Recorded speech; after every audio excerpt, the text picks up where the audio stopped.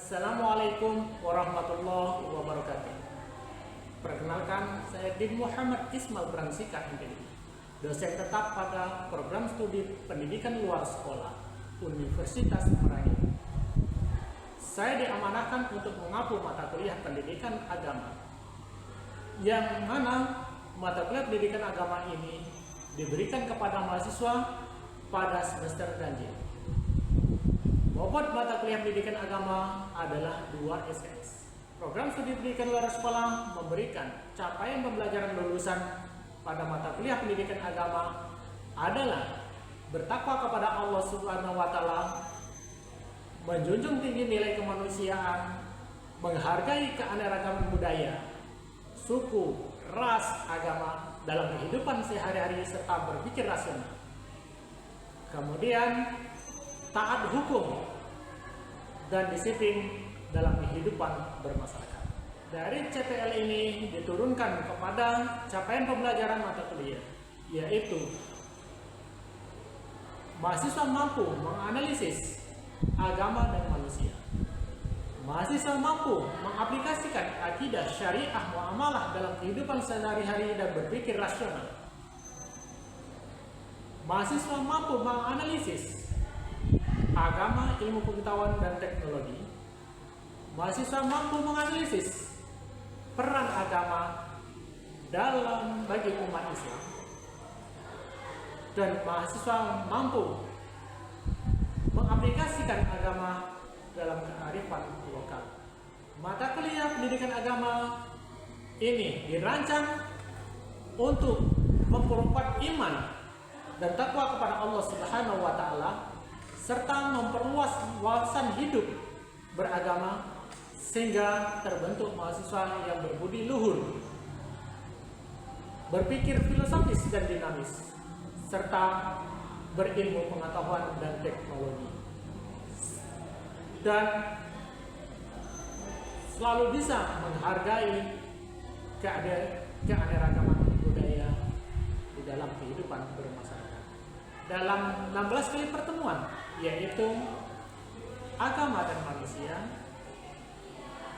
kerangka dasar ajaran Islam, sumber-sumber hukum Islam, Al-Quran sebagai sumber ilmu pengetahuan, agama dan modernisasi, masjid dan umat Islam, agama sebagai rahmatan lil alamin, dan agama dalam kearifan lokal.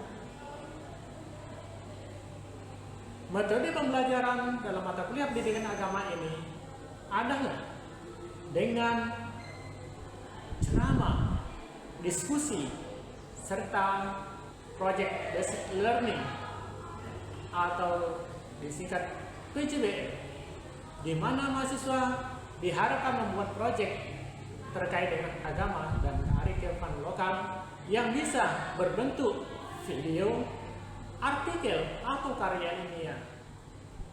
Sedangkan untuk buku sumber rujukannya, yaitu buku dari Muhammad Daud Ali, yaitu Pendidikan Agama Islam, buku dari Profesor Dr. Azubazil Azro, Pendidikan Agama Islam di Perguruan Tinggi, dan buku dari Waryani Fajaryanto,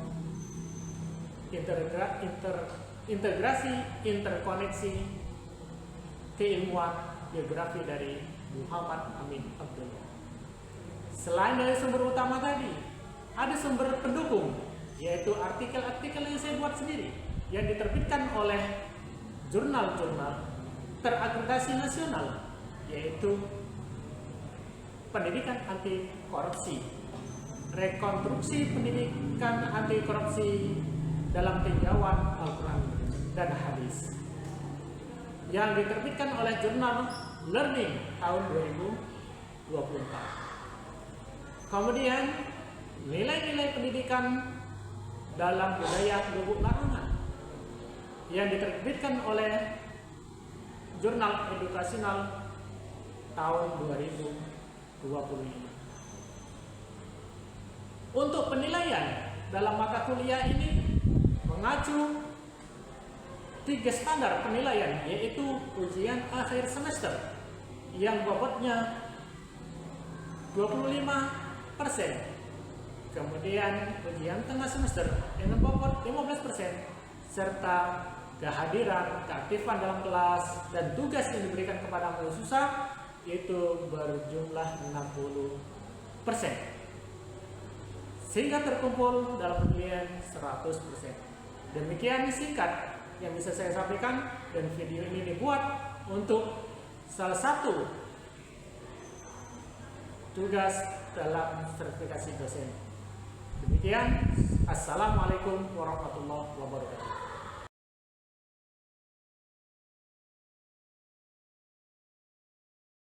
Assalamualaikum warahmatullahi wabarakatuh. Waalaikumsalam warahmatullahi wabarakatuh. Apa kabar? Sehat? Sehat. Luar biasa. Baik, teman-teman semuanya, kita mungkin hari ini belajar melanjutkan dari tema-tema sebelumnya. Tapi sebelumnya sehat semua toh? Sehat. Sehat. Sudah makan? Sudah makan. Belum? Belum. Kenapa belum? Belum lapar. Luar biasa. Tapi semangat hari ini kan? Semangat.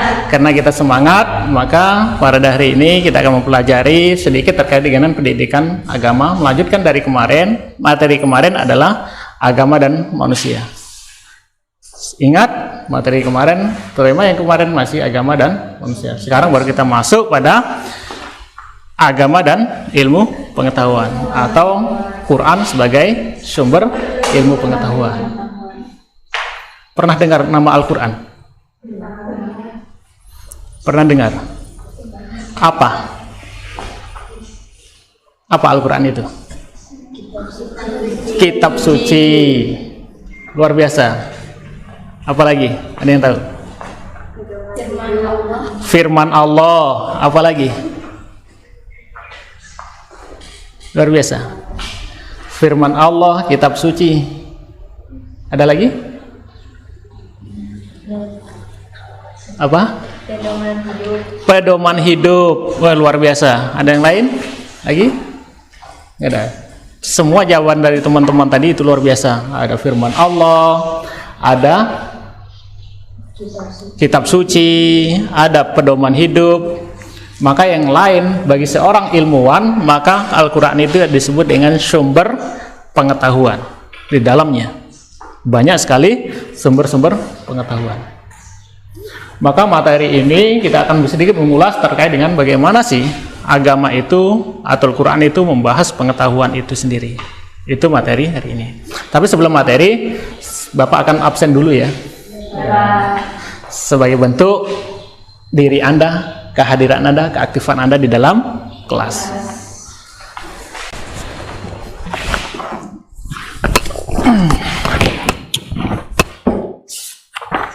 Oke, Elviana hadir, luar biasa. Haryantin.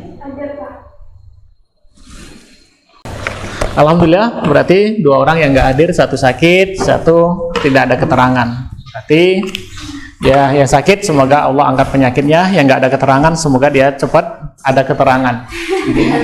Iya nggak? Iya. Oke, kita lanjut. Pada Al-Quran, kita mungkin mengenal Al-Quran itu adalah sebagai bentuk sumber pengetahuan. Banyak sekali. Maka Al-Quran itu adalah ayatul qauliyah. Apa disebut dengan ayatul qauliyah? Ayat yang difirmankan oleh Tuhan. Itu Quran. Maka Quran itu ayatnya yang difirmankan oleh Tuhan. Seperti apa? Alhamdulillahi rabbil alamin ar-rahmanir-rahim. Itu firman Allah. Artinya itu perkataan Allah. Maka banyak kita lihat. Halo, saya. Baik. Maka banyak kita ketemukan bahwa ayat-ayat Allah yang menjadikan pengetahuan. Pernah mendengarkan kalau ada orang nikah mengatakan wa min ayatihi an khalaqalakum min anfusikum azwaja litaskunu ilaiha wa ja'ala bainakum mawaddata wa rahmah. Inna fi dzalika la ayati liu qaumi yatafakkarun. Kita banyak kenal, maka di sana gunakan ayat, wa min ayatihi, dari tanda-tanda kekuasaan Allah Subhanahu wa taala. Diciptakannya diri kita. Siapa diri kita? Kemudian anfusakum, azwaja, dari dirimu diciptakan pasangan. Pasangannya siapa? Maka azwajun itu artinya dalam bahasa Arab itu pasangan. Pasangannya apa? Ya jenisnya kita sendiri. Akhirnya jadi ilmu lagi. Apa ilmunya kok jadi pasangan kita? Wanita kok jadi dari pasangan? Padahal dulu katanya wanita itu diciptakan dari tulang rusuk. Laki-laki. Akhirnya diteliti, ada nggak memang? Ya ternyata ada. Tulang rusuk laki-laki itu hilang satu di sebelah kiri. Maka menjadikan ilmu organ tubuh. Enggak cuma itu, ilmu psikologi lahir juga. Apa? Kok di tulang rusuk itu bengkong? Kenapa perempuan bentur perempuan itu suka bengkong?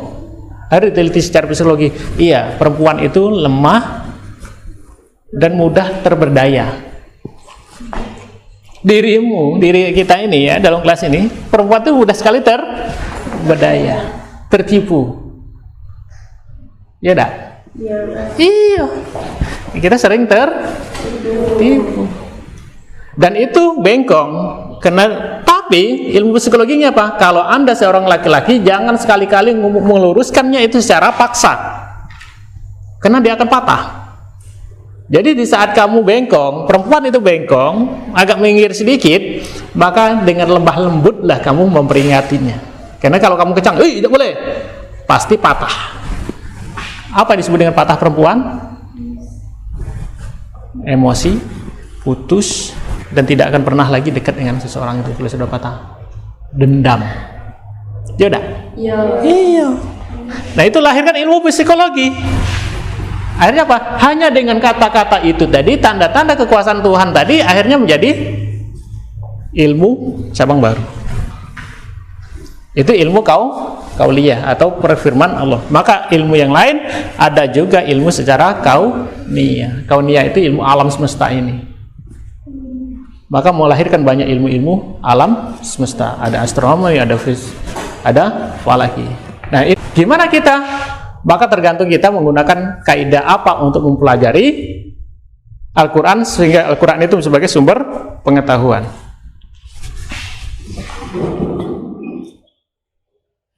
Nah, ini misi dari agama itu sendiri ini misi kita. Misi agama Islam. Misi dari Al-Quran. Apa? Misinya pertama adalah sebagai rahmat bagi seluruh alam. Itu misinya. Kalau membawa rahmat bagi seluruh alam ini, menjaga perdamaian, menjaga kebaikan, menjaga segala macam, kalau ada pengetahuan, bisa dah. Nah, berbuat baik kalau ada pengetahuan, bisa dah. Nah, kenapa? Karena ujungnya semua Anda menjadi baik, menjadi enak, menjadi sahabat karib segala macam, itu akan dimulai dari pengetahuan. Maka menjadi rahmat bagi alam itu, menjadi pembagus di alam ini, menjadi kebaikan di alam ini, itu harus pasti dengan ilmu pengetahuan. Tak bisa dah. Maka tujuan kita sekarang teman-teman ini kuliah, tujuan kuliah ngapain? Memperbanyak ilmu. Anda kuliah ngapain? Ngapain kuliah? Pengen jadi guru. Pengen jadi guru. Mungkinkah jadi guru itu tak ada ilmu? Tidak mungkin kan? Harus ada ilmu. Anda pengen kuliah jadi apa? Pengen apa? Maka semua tadi pasti harus dengan ilmu. Tak ada enggak? Akhirnya Anda mulai kuliah ngabisin duit banyak gitu kan? Untuk apa? Ilmu pengetahuan. Maka menggali tugas kita, karena pusat dari segala pengetahuan tadi itu adalah Al-Quran itu sendiri, maka kita gali dari Al-Quran pengetahuan. Maka muncul satu surat sendiri dalam Quran disebut dengan surat Luqman. Luqman itu bukan nabi, tapi Allah abadikan namanya menjadi satu surat di dalam Al-Quran. Ada Ali Imran. Imran itu bukan nabi, tapi Allah abadikan dia menjadi seorang yang luar biasa, sehingga diabadikan menjadi nama surat dalam Al-Quran. Kasusnya apa? Bagaimana dia mendidik anak. Maka kata Luqman kepada anak, la tusrik billah, ajarkan anakmu pertama kali, lalu mufasirnya, jangan sekali-kali mensekutukan Allah, menduakan Allah. Allah tidak mau diduakan. Yang ketiga baru sebagai sumber pengetahuan, ini yang luar biasa. Gimana caranya? Akal kita. Maka dalam tubuh manusia selain ada 3 komponen tadi, ada akal, ada kolbu, ada jasad, ada ruh. Ruh sebagai kolbu. Ada yang katakan ruh itu adalah memang ruh. Ruh ini yang menghidupkan kita. Ruh saja tanpa ada jasad tidak jadi. Jasad saja tanpa ada ruh tidak jadi juga. Ada jasad, ada ruh, tidak ada akal, tidak jadi juga. Ada akal, tidak ada ruh, tidak ada jasad, tidak mungkin. Artinya apa? 3 hal ini jadi kesatuan dalam diri kita. Maka seringlah gunakan akal untuk mempelajari. Maka muncul kadang-kadang manusia lebih benar daripada hewan, kata Al-Quran. Kenapa?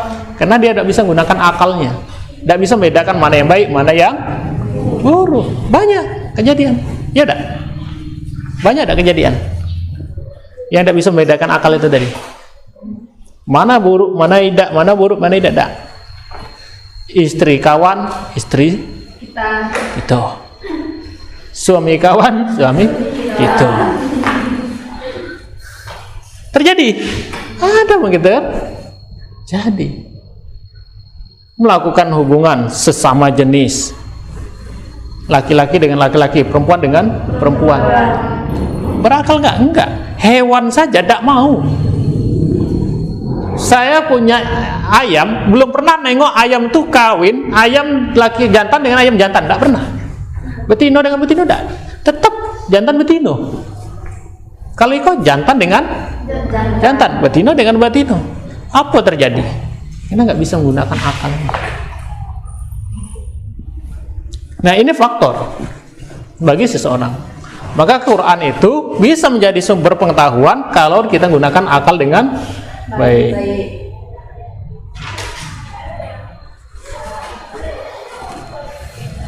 Nah, ini kalau Anda lihat ada berapa hal ini. Nah, nanti ilmu astronomi, perbintangan, kemudian peredaran matahari. Kapal laut bisa tahu bahwa di sana itu adalah tempat lain. Dia melihat dari astronominya. Bintang ke bintang.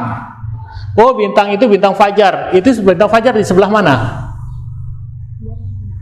Bintang fajar itu sebelah mana? Sebelah timur. Dan itu yang paling terang di antara semua bintang. Gunanya apa? Untuk pelaut, kalau dia tengah laut lepas yang tak tahu daratan, dia cuma bisa melihat bintang itu. Oh, bintang itu sebelah timur. Kalau saya sebelah barat, berarti kapalnya arahnya ke berlawanan dari itu. Kalau sebelah selatan, berarti ke arah bawahnya atau sebelah kanannya. Itu cara orang pelaut. Itu mereka lihat itu, astronomi. Di mana? Quran berbicara. Bumi itu bulat, Quran berbicara. Bumi berputar, Quran berbicara. Artinya apa? Quran semuanya berbicara tentang astronomi dan teknologi. Teknologi itu punya satu sendiri ayat terkait dengan teknologi. Surat apa? Ayo, surat apa dalam Al-Quran yang berbicara terkait dengan teknologi?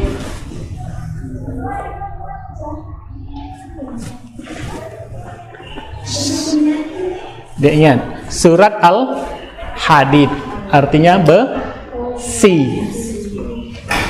Besi itu, inti besi sebagai komponen yang paling kuat itu di surat ayat yang ke-15. Artinya ayat itu yang pertengahan. Berarti inti dari besi itu yang paling baik itu di tengah-tengah, yang paling kecil. Itu intinya. Maka diadopsi oleh orang-orang lain untuk membuat senjata.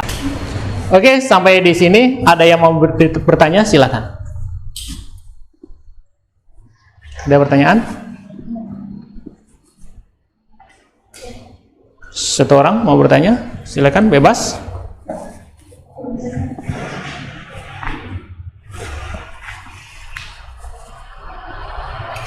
Kalau sesuai dengan materi ini bahwa Quran itu adalah sumber pengetahuan bagi seseorang.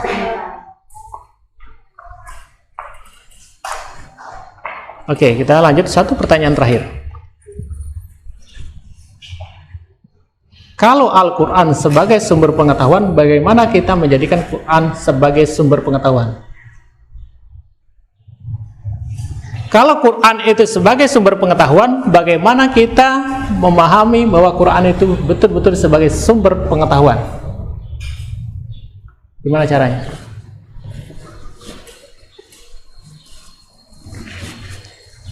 Siapa yang tahu? Silakan. Terakhir. Mempelajari. Iya. Ada lagi? Membaca terjemahan dan tafsirnya. Oke. Ada lagi? Apa? Memahami, menelaah. Luar biasa. Bagus. Nah, itu adalah kita gunakan, yang pertama adalah kita membaca terjemahannya, kemudian mempelajari terjemahannya, yang terakhir menelaah di dalam itu, yang terakhir adalah gunakan semua potensi di dalam diri kita itu memahami itu. Mungkin itu ya pada kesempatan ini. Selamat kepada teman-teman. Mungkin kita minggu akan datang kita akan belajar lagi terkait dengan persoalan keagamaan. Kita akan bahas lagi bagaimana Al-Quran itu berbicara terkait dengan pengetahuan-pengetahuan pada pertemuan-pertemuan yang akan datang. Mungkin itu dari Bapak cukup. Kepada yang belum datang kita doakan semoga bisa semangat untuk datang ke kuliah. Ini itu bila tafideh. Assalamualaikum warahmatullahi wabarakatuh. Waalaikumsalam.